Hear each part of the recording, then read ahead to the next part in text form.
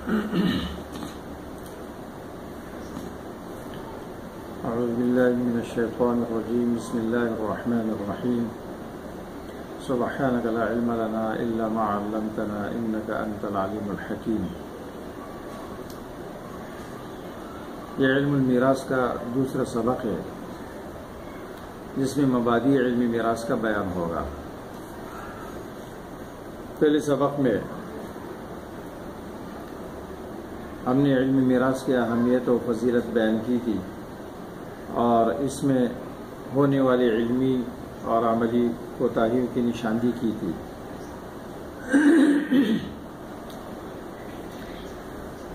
اس سبق میں ہم مبادئ علم میراث کو بیان کریں گے۔ مبادئ علم میراث سے مراد یہ ہے کہ علم میراث کتنے ناموں سے موسوم ہے اور پھر وجہ تسمیہ کیا ہے۔ اس کے بعد میراث کا معنی لغوی اور اصطلاحی، علم میراث کی تعریف اور اس کے عناصر،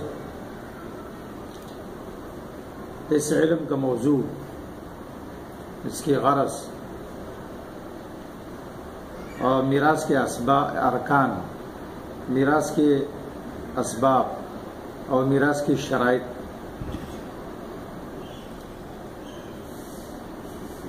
اور اس علم کا فائدہ و ثمرہ اور اس کا شرعی حکم اور اس کا واضح اور مدون،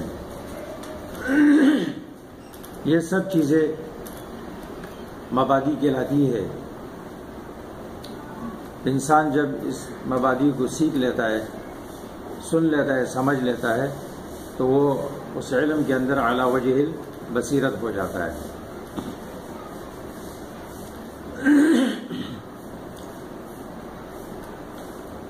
یہ علم دو ناموں سے موسوم ہے، علم المیراث یا مواریث سے اور اسی طرح علم الفرائض سے۔ علم الفرائض اس کو کیوں کہتے ہیں؟ یہ نام اس کو اللہ کے رسول صلی اللہ علیہ وسلم نے حدیث میں دیا۔ آپ نے فرمایا تعلموا الفرائض وعلموها الناس فإنها نصف العلم۔ قرآن کریم میں اللہ تبارک و تعالیٰ نے ارشاد فرمایا فریضۃ من اللہ۔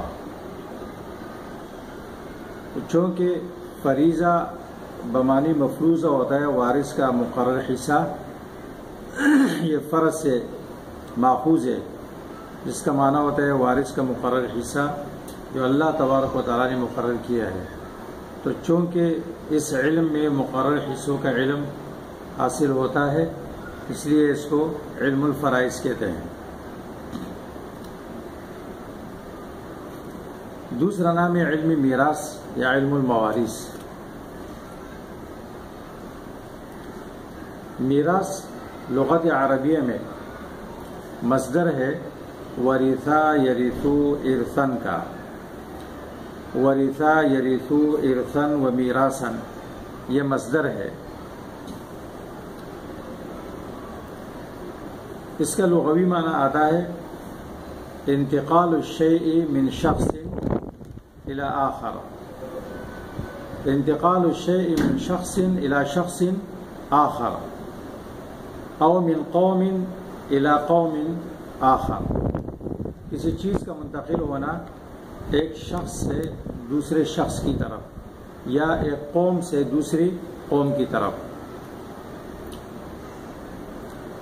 پھر برابر ہے کہ وہ چیز جو ایک شخص سے دوسرے شخص کی طرف منتقل ہو رہی ہے یا ایک قوم سے دوسری قوم کی طرف منتقل ہو رہی ہے، وہ علم ہو یا مال ہو یا کوئی عہدہ اور منصب ہو یا کوئی عظمت اور شرافت ہو۔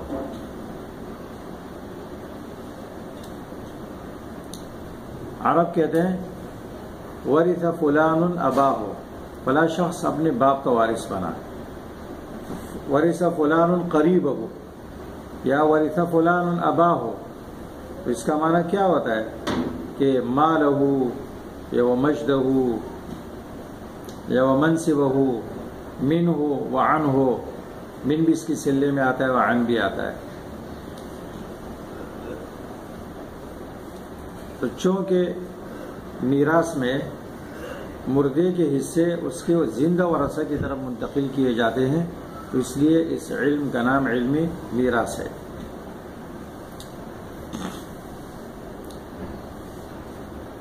قرآن کریم میں اس معنی پر مستعمل ہے. اللہ تعالیٰ فرماتے ہیں سلیمان علیہ السلام اور داؤد علیہ السلام کے متعلق، وَوَرِثَ سُلَيْمَانُ دَاؤُودَ، سلیمان علیہ السلام داؤد علیہ السلام کے وارث بنے. مفسرین لکھتے ہیں کہ داؤد علیہ السلام کے 19 بیٹے تھے، ان میں سے صرف سلیمان علیہ السلام کو خاص کیا گیا اور اس کا نام لیا گیا کہ اس وجہ سے کہ یہ مال کی میراث نہیں ہے، یہ نبوت اور علم کی میراث ہے.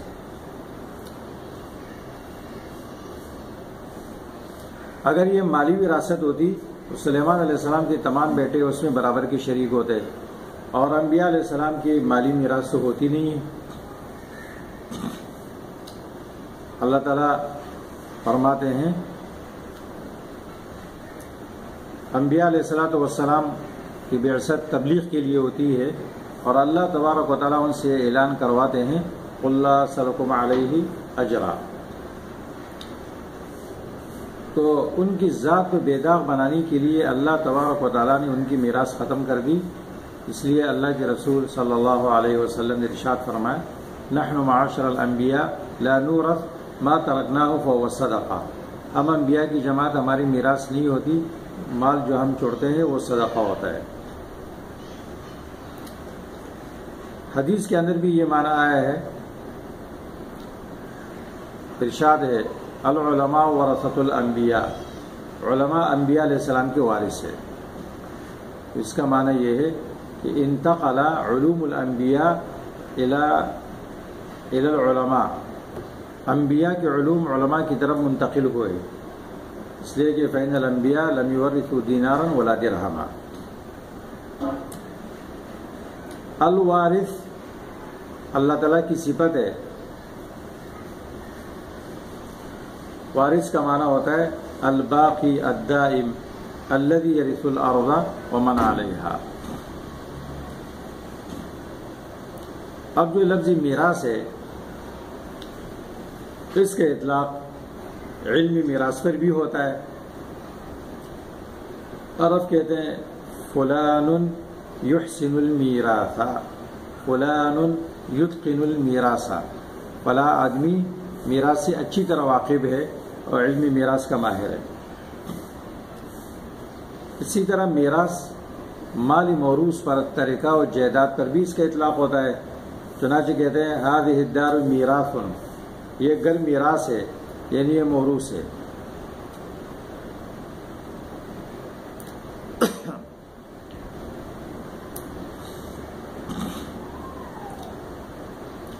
اور کبھی اس کا اطلاق اس مال پر بھی ہوتا ہے جس کا وارث مستحق ہوتا ہے. کہتے ہیں میراث اس نے لے لی، یعنی مالی میراث کو لے لیا جس کے مستحق ہے شرعاً. یہ تو اس علم کے نام کا بیان ہوا اور وجہ تسمیہ بیان کیا گیا. اب علمی میراث کی تعریف. علمی میراث کی تعریف سے پہلے نفس میراث کی تعریف بھی لازمی ہے. یہ میراث کسے کہتے ہیں اصطلاح میں؟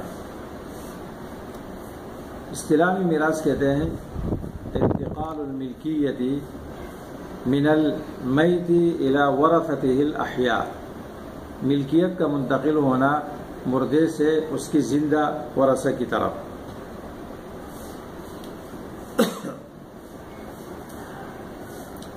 اس نے جو کچھ چھوڑا اور جس کو وہ شرعی مالک تھا، وارث کی طرف اس کے منتقل ہونے کا نام میراث ہے. وہ سونا چاندی ہو، نقدی ہو، زمین ہو، اور ہر وہ چیز کہ جس کا مردہ شرعی طور پر مالک تھا، اس میں اس کی مال و جائیداد، اس کی زمین، اس کے شخصی استعمال کی چیزیں، حتیٰ کہ ایک سوئی بھی طریقے کے اندر شامل ہوتی ہے، اس سب کو میراث کہا جاتا ہے۔ اس طرح وہ شرعی حقوق جس میں میراث جاری ہوتی ہے، جو وارث کی طرف منتقل ہوتی ہے، اس سب کو میراث کہا جاتا ہے۔ اب علم میراث کی اصطلاحی تعریف۔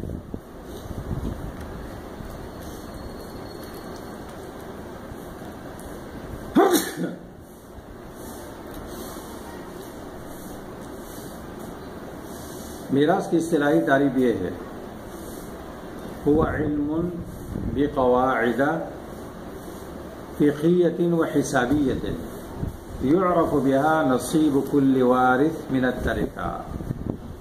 یہ علم ہے، جاننا ہے چند فقہی اور حسابی قواعد کا کہ جس کے ذریعے ترکے میں سے ہر وارث کا حصہ معلوم کیا جاتا ہے۔ اس کے تحت وہ تمام قواعد و ضوابط داخل ہو جاتے ہیں جس میں اس کی ضرورت پڑتی ہے۔ چنانچہ علماء نے لکھا ہے کہ علم میراث کے 3 عناصر ہیں۔ عناصر بنیادی طور پر اس کی 3 ہے۔ نمبر 1، معرفت الوارث و غیر الوارث، وارث اور غیر وارث کو پہچاننا۔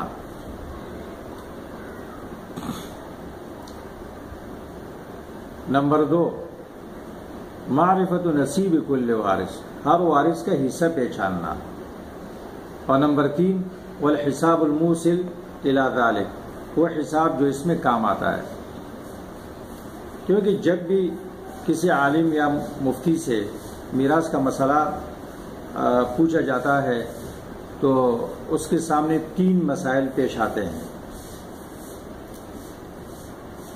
سب سے پہلی بات، اس کو یہ جاننا لازمی ہے کہ کون اس مردے کے شرعی وارث ہے اور کون نہیں، معرفت الوارث و غیر الوارث۔ جب وارث یہ متعین کر لے گا تو اس کے بعد اس کو اس بات کی ضرورت پڑے گی کہ اس وارث کا اب مقرر حصہ کیا ہے، معرفت نصیب کل وارث۔ یہ 2 چیزیں منسوسی ہے، یہ قرآن و سنت میں ہے، وارث بھی منسوسی ہے، متعین ہے، اور اس کا حصہ بھی منسوسی ہے اور متعین ہے۔ اب تیسری چیز جس کی ضرورت اس کو پڑے گی وہ یہ ہے کہ اب یہ حصہ اس وارث کو کیسے دیں، کل مال کی کتنے حصے بنایا جائے اور اس کا حصہ اس میں سے کتنا ہوگا، تو اس میں اس حساب کی ضرورت پڑے گی کہ جو اس میں کام آتا ہے۔ تو یہ اس کی 3 بنیادی عناصر ہیں۔ اس کے بعد اس علم کا موضوع کیا ہے؟ ہر علم کا موضوع وہ ہوتا ہے جس میں اس علم کے عوارض ذاتیہ سے بیس ہوتی ہے۔ چنانچہ علمی میراث میں طریقہ اور وارث سے بیس ہوتی ہے۔ الطریقۃ والوارث،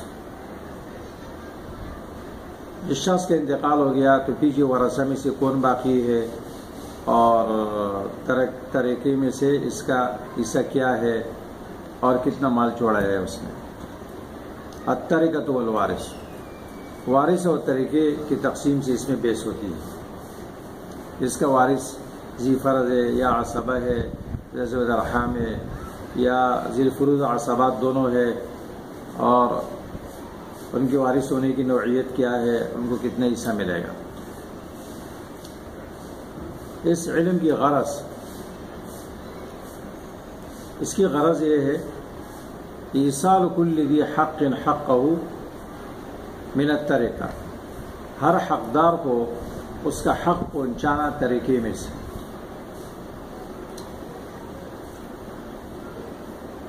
یہ اس علم کی غرض ہے۔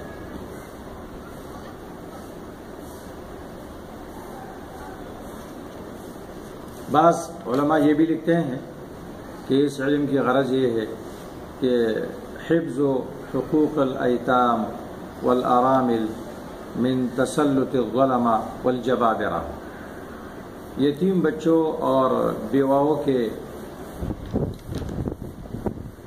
حقوق کی حفاظت اور مال کی حفاظت کرنا ظالموں اور جابر لوگوں کے تسلط سے۔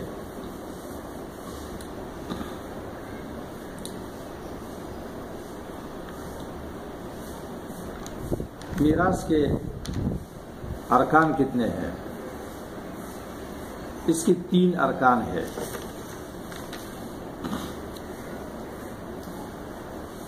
المورث یا المورث، نمبر 2 الوارث، اور نمبر 3 المال الموروث یعنی ترکہ۔ مورث سے مراد وہ مردہ ہے جس نے مال چھوڑا ہے، اور وارث وہ آدمی جو میراث کا مستحق بنتا ہے اسباب ارث میں سے کسی ایک سبب کی بنیاد پر۔ اور مال موروث جس کو ترکہ کہتے ہیں، جس کو میراث بھی کہتے ہیں، یہ 3 اس کے ارکان ہیں۔ اسباب ارث بھی 3 ہے۔ نمبر 1 قرابت یعنی نسب، اور نمبر 2 زوجیت، اور نمبر 3 ولا۔ نسب، زوجیت، ولا۔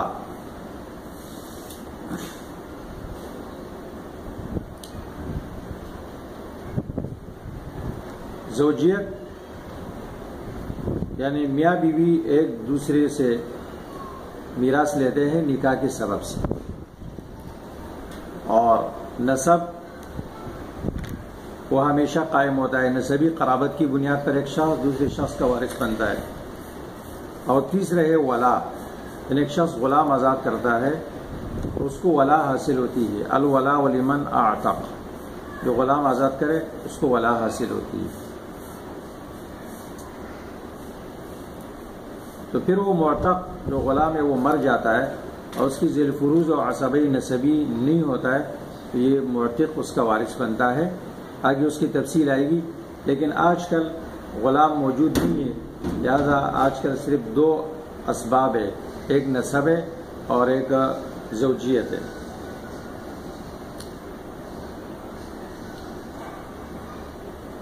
وارث ہونے کی شرائط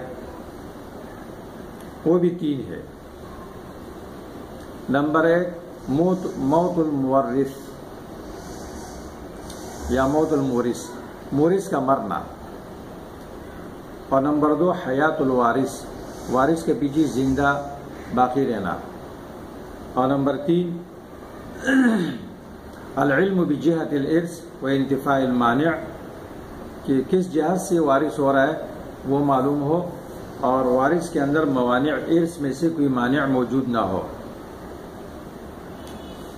موت المورث کا معنی ہے کہ مردہ انسان مر چکا ہو، وہ حقیقتاً یا حکماً۔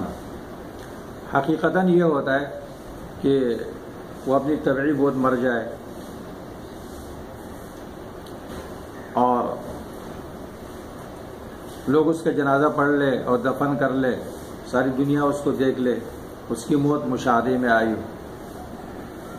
یا حکماً ہے، حکماً یہ ہے کہ ایک شخص گم ہو جائے، اس کا کوئی اتا پتہ نہ ہو، ڈھونڈنے کے باوجود، تلاش کے باوجود وہ نہ ملے، اور پھر یہ حکم لگایا جائے کہ اب وہ مر گیا ہوگا، جس کو مفقود کہتے ہیں، تو یہ حکماً مردہ شمار ہوگا اور اس کی میراث پھر تقسیم ہوگی۔ اسی طرح حیات الوارث، وارث زندہ ہو۔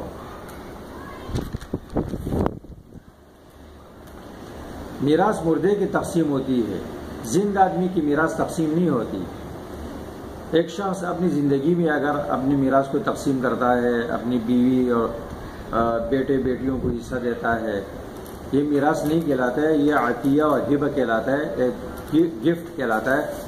لہذا اس میں یہ بیٹے اور بیٹیوں کے درمیان انصاف کرے گا، اور افضل یہ ہے کہ للذکر مثل حظ الانثیین کے اصول کو چھوڑ کر یہ بیٹی اور بیٹے کو برابر حصہ دے، اور اپنے پاس بھی جتنا چاہے رکھ سکتا ہے، بیوی کو جتنا چاہے دے سکتا ہے، لیکن بیٹے اور بیٹی کو برابر حصہ دینا افضل ہے، کیونکہ یہ عطیہ اور ہب ہے۔ زندہ آدمی کی میراث نہیں ہوتی اور نہ اس کی میراث تقسیم کی جا سکتی ہے۔ اگر کسی مفتی صاحب کے پاس ایک شخص آ کر کہتا ہے کہ میرا مال ابھی سے تقسیم کرو، فلاں کا کتنا حصہ ہوگا، فلاں کا کتنا حصہ ہوگا، تو مفتی کے لیے جائز نہیں ہے کہ اس زندہ آدمی کی میراث تقسیم کر لے۔ تو موت المورث پہلے لازمی ہے۔ اس کے بعد حیات الوارث۔ حیات الوارث، وارث زندہ ہو۔ اگر وارث مر گیا ہو تو ایک مردہ دوسرے مردے کا وارث نہیں بن سکتا ہے۔ حیات کی بھی دو قسمیں، ایک حیات حقیقتاً کہ وہ شخص زندہ ہو اور اس کی زندگی مشاہدے میں ہو، یا حکماً وہ یہ ہے کہ ماں کے پیٹ میں ایسا حمل ہو، کسی عورت کے پیٹ میں ایسا حمل ہو جو وارث ہو سکتا ہو، اور میراث تقسیم کی جا رہی ہو تو اس کو لڑکا یا لڑکی زندہ فرض کر کے ان کے حصے نکالے جا سکتے ہیں۔